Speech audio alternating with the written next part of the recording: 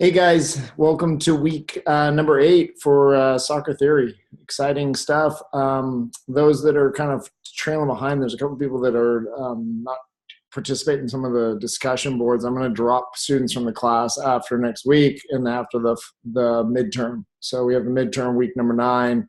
That'll be due right at the end of spring break. So you have a little bit of extra time to kind of do it, but make sure you guys are all caught up. I'll open everything up right before spring break if somebody needs to kind of catch up on some stuff. But I will be dropping people from the course after that, just so everybody's got a safety haven there.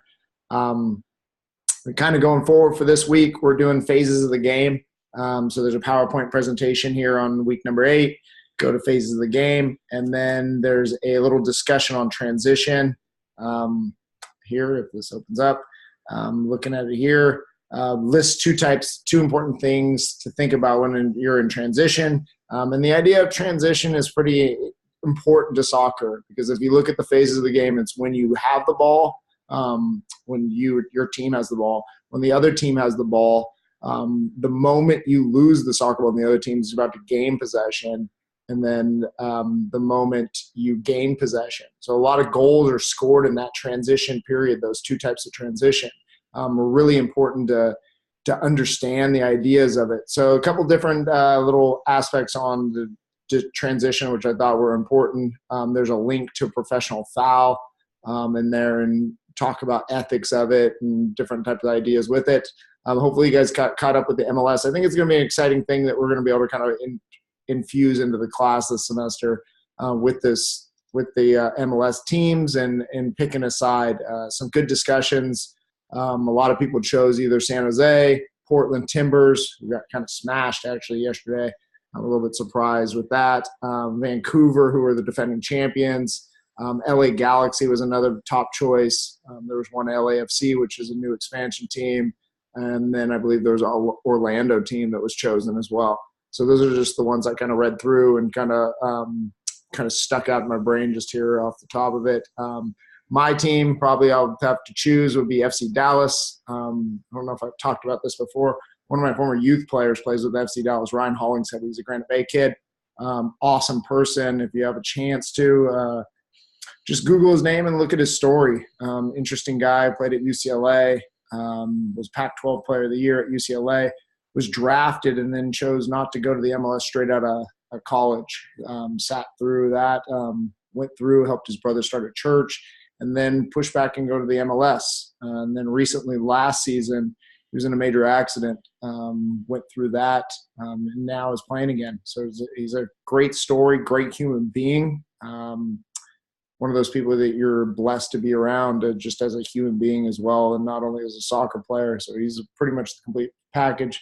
His wife and kid living in Fort Worth area, great person. So if you guys have a chance to check out Ryan Hollingshead, check out his story. Obviously, local kid. We got a couple local players playing the MLS right now.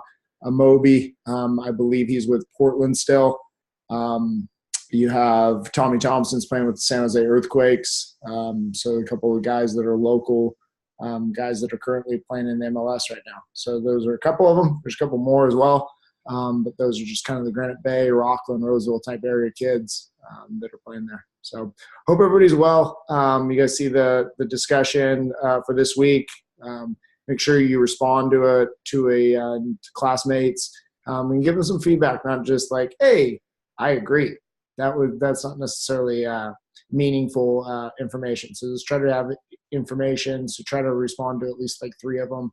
I think it does bring up a good point within the phases of the game, though. It's really important, especially if you're going to get into teaching of the moments of the game, is being able to recognize when, hey, they've just lost the ball. Like, what do we do now?